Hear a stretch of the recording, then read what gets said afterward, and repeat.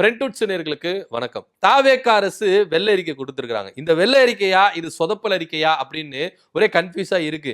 சொதப்புல அந்த மாதிரி ஒரு சொதப்பல். ஏன்பா நம்ம வெள்ளை அறிக்கை விட்டோம், இன்னைக்கு வெள்ளை அறிக்கை விட்டு இப்படி மாட்டிக்கிட்டுமே அப்படின்னு சொல்லிட்டு தாவேக ஒரு பக்கம் உட்காந்து ஓன்னு அழுற சத்தம் தான் இன்னைக்கு தமிழ்நாடு முழுக்க கேக்குது அப்படின்னு சொல்லலாம். தங்கம் தென்னரசு முன்னாள் நிதி அமைச்சர் அவர்கள் இந்த தாவேகாவுடைய வெள்ளை அறிக்கையில என்னென்ன சொதப்பல் இருக்குது, என்னென்ன பேச மறந்துருக்கிறாங்க, என்னென்ன மக்களுக்கு தெளிவுபடுத்தல அப்படின்றத புட்டு வச்சிருக்கிறாரு. உண்மையிலேயே ஏன் இப்ப தாவேகா இந்த வெள்ளரிக்கை கொடுத்து இப்படி பகிரங்கமா மாட்டிக்கிட்டாங்க அப்படின்னு நம்மளுக்கு தெரியவே இல்லை. இந்த மனுஷனுக்கு முன்னாடி இது மாதிரி நீங்க வந்து மாட்டிக்கிட்டீங்களே என்னதான் பண்றது? ஏன்னா இவர் எவ்வளவு எக்ஸ்பீரியன்ஸ், நிதி விஷயத்துல எந்த அளவுக்கு ஒரு எக்ஸ்பீரியன்ஸா இருந்திருக்கிறாரு. இவரு கேட்ட போயிட்டு இப்படி மாட்டிக்கிட்டீங்களே அப்படின்னு தான் பார்க்க வேண்டிய ஒரு விஷயமா இருக்குது. புள்ளி விவரத்தோட எல்லாத்தையும் அச்சஸ்லாம் வந்து என்ன பண்றாப்புல சொல்றாப்புல தங்கம் தென்னரசு அவர்கள் அப்படின்னு தான் நம்ம எடுத்துக்கணும். என்ன அப்படின்னு பாத்தீங்கன்னா, தாவேக அரசு வெள்ளை அறிக்கையில என்ன சொன்னாங்க அப்படின்னு பாத்தீங்கன்னா, போக்குவரத்து துறையில, மின்சாரத்துறையில இப்படின்னு பல துறைகள்ல கடனை வாங்கி எக்கச்சக்கமா குவிச்சு வச்சிருக்காங்க திமுக அரசு. அது மாத்திரம் இல்லாம கடன் வாங்குறதுல டபுள் மடங்கு என்ன பண்ணிருக்காங்க, இவங்க கடன் வாங்கி வச்சிருக்காங்க.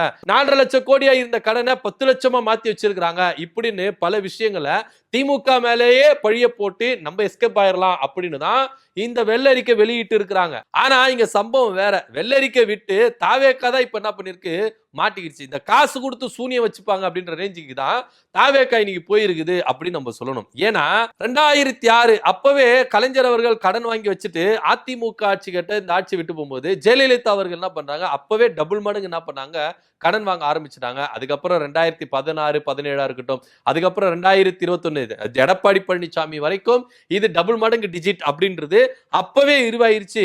என்னவோ நாங்க தான் புதுசா வந்து திமுக மட்டும்தான் கடன் வாங்குறத வந்து டபுள் மடங்கு ஆக்கிட்டாங்க அப்படின்ற ஒரு குற்றத்தை பத்தி பேசுறாங்க. அதிமுக செஞ்சாங்களே ஏன் அதை சொல்லல அப்படின்னு புட்டு வச்சிருக்கிறாரு. என்னவோ திமுக மட்டும்தான் இதை செஞ்சது அப்படின்னு சொல்றதுல எந்த விதத்துல நியாயம் அப்படின்னு நம்மளுக்கு தெரியல அப்படின்னு சொல்லிட்டு தான் தங்கம் தென்னரசு அவர்கள் சொல்றாரு. அது மாத்திரம் இல்லாம ஒரு சவால் விட்டு இருக்கிறாரு. விஜய்க்கு நான் டைரக்டா சவால் விடுறேங்க, இந்த சவால்ல விஜய் ஜெயிச்சிட்டாருன்னா அரசியல்ல நான் இல்லைங்க, திமுகவுல இருந்து எல்லா பொறுப்பையும் ரிசைன்மெண்ட் நான் போயிடுறேன், ஒதுங்கிடுறேன், வேண்டவே வேண்டாம், எதுக்கு எனக்கு அரசியல், இது மாதிரி விஜய் செஞ்சுட்டு நிரூபிச்சிட்டாருன்னா நான் அரசியலை விட்டு போறேன் அப்படின்னு சொல்லிட்டு ஓப்பன் சேலஞ்ச் ஒன்று விட்டு இருக்கிறார். விஜய் அவர்களே இது பயங்கரமான சான்ஸ், உங்களுக்கு திமுகவை அழிக்கிறதுக்கு ஒரு சான்ஸ் கிடைச்சிருக்கு, இந்த சவாலை ஏத்துக்கணும் அப்படின்னு தான் எல்லாரும் கோரிக்கை வச்சிருக்கிறாங்க. நீங்க ஏத்துக்கிட்டீங்கன்னா திமுகவை ஒழிக்கிறதுக்கு இது செம்ம சான்ஸ்.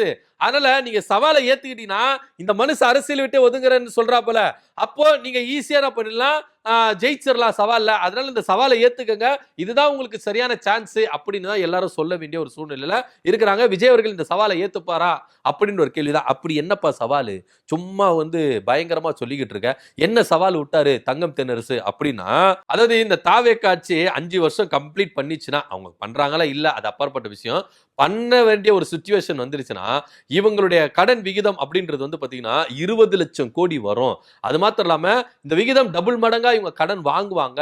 இதெல்லாம் வாங்கல, 20 லட்சம் கோடி வரல அப்படின்ற பட்சத்துல நான் என்ன பண்றேன், அரசியலை விட்டு விலகிறேன், கட்சி பொறுப்புகள் எல்லா இடத்துல இருந்து விலகிட்டு நான் என்ன பண்றேன், ஓய்வு எடுத்துக்கிறேன் அப்படின்னு ஓப்பன் சேலஞ்ச் விட்டுருக்கிறாரு. ஏன் விட்டாரு, எதுக்கு விட்டாரு அப்படின்னா, இவங்க கொடுத்தாங்களா வாக்குறுதி, விஜய் தரப்புல இருந்து கொடுக்கப்பட்ட வாக்குறுதிகள் நிறைவேற்றுறதுக்கு கிட்டத்தட்ட 6 to 7 லட்சம் கோடி கிட்ட இவங்க கடன் வாங்கணும். அப்படி வாங்குற பட்சத்தில் இவங்க என்ன பண்ணணும், டபுள் மடங்கா தான் கடன் வாங்குற மாதிரி இருக்கும்.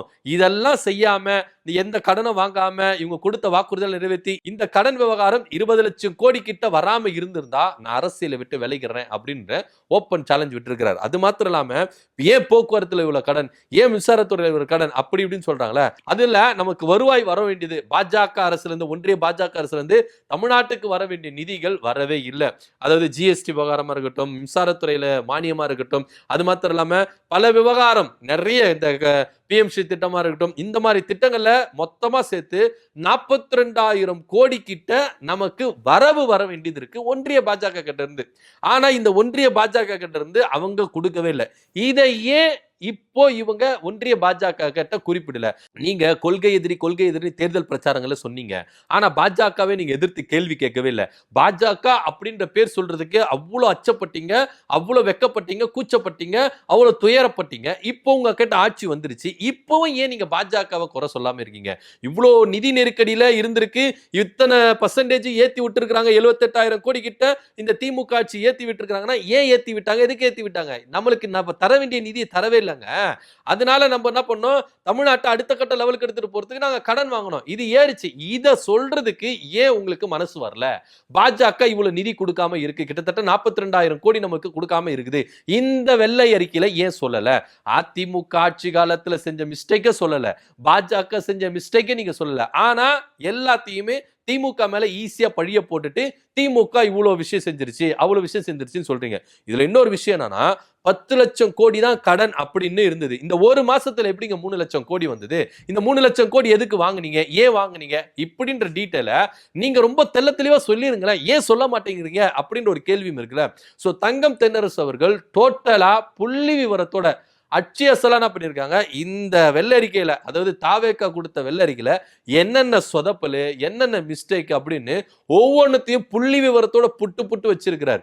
இவங்களோட சுயரூபம் வெளியே வந்துருச்சு. ஏன்டா இப்போ நம்ம வந்து வெள்ளரிக்கை கொடுத்து நம்மளே தானா போய் மாட்டிக்கிட்டோமே அப்படின்னு. இவங்க என்ன நினைச்சு வெள்ளரிக்கை கொடுத்தாங்க அப்படின்னா, திமுக மேல ஈஸியா பழிய போட்டு கொடுத்த வாக்குறுதிகளை நம்ம வந்து நிறைவேற்ற வேண்டாம், ஒதுங்கிக்கலாம் அப்படின்ற ஒரு பட்சத்துல தான் இவங்க வெள்ளரிக்கை விட்டுருப்பாங்க. ஆனா இப்ப நிலைமை வேற மாதிரி ஆயிருச்சு. என்னன்னா திமுக செஞ்ச சாதனைகளை ஒத்துக்கொண்டு இருக்கு இந்த வெள்ளை அறிக்கை.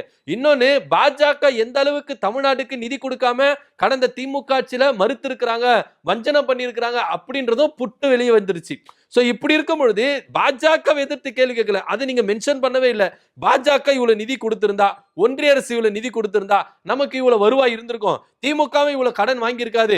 இந்த விகிதாச்சாரம் அப்படின்றது ஏறி இருக்காது. சோ பாஜக இதுல ஒரு பெரிய மிஸ்டேக் பண்ணி இருக்குது அப்படின்றத ஏன் தாவேகா அரசு சொல்லவே இல்லை? இன்னமும் கொள்கை எதிரியை பார்த்து எதுக்கு பயப்படுறீங்க? ஆட்சி உங்க கிட்ட இருக்குதுங்க, நீங்க ஏங்க இதை பண்ணல அப்படின்னு ஒரு கேள்வி கேட்டிருக்காங்க. ஏன்னா வெள்ளரிக்கை அப்படின்னும் போது முழுக்க முழுக்க திமுகவை சுற்றி மட்டும்தான் இவங்க வெள்ளரிக்கை தயாரிச்சிருக்காங்களே கண்டி திமுகவுக்கு முன்னாடி அதிமுக வாங்கி வைத்த கடன்களை பத்தி பேசல. இன்னும் சொல்ல போனா போக்குவரத்து துறையில, அதாவது திமுக 2021 ஆட்சிக்கு வரும்போது போக்குவரத்து துறையில ஒரு கிலோமீட்டருக்கு 59.71 ரூபாய் இங்க நஷ்டம் இருந்திருக்கு அப்படின்னு அப்போதைய கவர்மெண்ட் வந்த திமுக அரசு என்ன பண்ணாங்க? சொன்னாங்க, வெள்ளை அறிக்கையில சொன்னாங்க. ஆனா இப்போ தாவேகா அரசு என்ன சொல்றாங்க அப்படின்னு பாத்தீங்கன்னா, போக்குவரத்து ஒரு கிலோமீட்டர் போறதுக்கு 53 ரூபாய் ஆயிருக்கு அப்படின்னு. அப்படி பார்த்தா கூட அதிமுக காலத்துல எந்த அளவுக்கு நஷ்டம் வந்திருக்கு, அது திமுக எந்த அளவுக்கு கம்மி பண்ணிருக்கு? கிட்டத்தட்ட 6 ரூபாய் கிட்ட கம்மி பண்ணிருக்காங்க. இதை ஏன் உங்களால சொல்ல முடியல? கேள்விகள் கேட்க தோணல. சோ இவங்க முழுக்க முழுக்க பாஜகவை காப்பாத்தி விடணும், அதிமுகவை காப்பாத்தி விடணும், திமுக மட்டும் தான் குற்றம் செஞ்சிருக்குது அப்படின்னு சொல்லியிருக்காங்க. சோ இந்த விஷயங்கள்லாம் இந்த வெள்ளரிக்கையில சொல்ல மறந்ததுதான் தங்கம் தென்னரசு அவர்கள் புள்ளி விவரத்தோட புட்டு புட்டு வெளியே கொண்டு வந்திருக்கிறாரு. இப்போ ஒட்டு மொத்தத்துல தாவேகா அரசு ஏன் வெள்ளை அறிக்கை கொடுத்து நம்மளே நம்ம பேரை கெடுத்துக்கிட்டோம் அப்படின்னு சொல்லிட்டு தான் புலம்பின்னு இருக்கதா ஒரு செய்தி இருக்கு. ஏன்னா சட்டமன்றம் கூட போகுது. இந்த சட்டப்பேரவையில என்னென்ன திட்டங்கள் அறிவிக்கணும் அப்படின்ற விஷயங்கள்லாம் இருக்கு. தாவேகா அரசு சொன்ன வாக்குறுதிகளை நிறைவேற்ற முடியாதுங்க. எங்க கிட்ட கேள்வி கேட்காதீங்க. மக்கள் யாரும் எங்களை கேள்வி கேட்க கூடாது. ஏன் 2,500 ரூபாய் வரலன்னு கேள்வி கேட்க கூடாது. மாணவர்களுக்கு ஏன் எனக்கு நிதி வரலன்னு கேள்வி கேட்க கூடாது. முதியோர்களுக்கு பின்ஷனி அதிகமா வந்தது கேள்வி கேட்க கூடாது. ஏன் 6 கேஸ் வரல இப்படிலாம் எங்களை கேள்வி கேட்டு டிஸ்டர்ப் பண்ணாதீங்க. வெள்ளை அறிக்கை கொடுத்துட்டோம், படிச்சுக்கங்க, இந்தாங்க திமுக இப்படி தப்பு செஞ்சிருச்சு, அதனால வந்து நாங்க என்ன பண்ணோம், வெள்ளை அறிக்கை கொடுத்துட்டோம் அப்படின்னு சொல்லிட்டு ஒதுங்கிடலாம் அப்படின்னு நினைக்காதீங்க. இந்த 3 லட்சம் கோடி எங்க இருந்து வந்தது? 10 லட்சம் கோடி தானே கடனு. இப்ப 13 லட்சம் கோடினா ஒரு மாசத்துல 3 லட்சம் கோடி எங்க இருந்து வந்தது? அதை கணக்கு கொடுங்க ஐயா அப்படின்னா அதுக்கு கணக்கு கொடுக்க மாட்டேங்கிறாங்க. ஆக மொத்த முழுக்க முழுக்க திமுகவை பிளேம் பண்ணியே இந்த வெள்ளை அறிக்கை தான் வெளியிட்டு இருக்காங்க. இவங்க தப்பிக்கிறதுக்காக, இவங்க எஸ்கேப் ஆகிறதுக்கு வெள்ளை அறிக்கை கொடுத்திருக்காங்க. அதாவது கொடுத்த வாக்குறுதியை நிறைவேற்ற முடியாது அப்படின்னு மக்களை ஏமாத்துறதுக்கு. நீங்க டிசைனா வாக்குறுதிகளை தயாரிச்சு கொடுத்தீங்க. கொடுத்தும் மக்களை ஏமாத்தி ஒரு மொட்டைய போறதுக்கு தான் இன்னைக்கு இந்த வெள்ளை அறிக்கை கொடுத்திருக்கீங்க. இந்த வெள்ளை அறிக்கையிலும் பல மிஸ்டேக் பண்ணிருக்கீங்க. அதுவும் திமுக வெளியே கொண்டு வந்துருச்சு. இனி என்ன பண்ண போறாங்க? என்ன மாதிரி விஷயங்களை செயல்படுத்த போறாங்க? அதாவது தங்கம் தென்னரசு அவர்கள் சவால் விட்ட மாதிரி இவங்க கடனே வாங்காம அப்படியே தமிழ்நாட்டின் நிதிநிலையை ஏத்திக்கிட்டே போவாங்களா?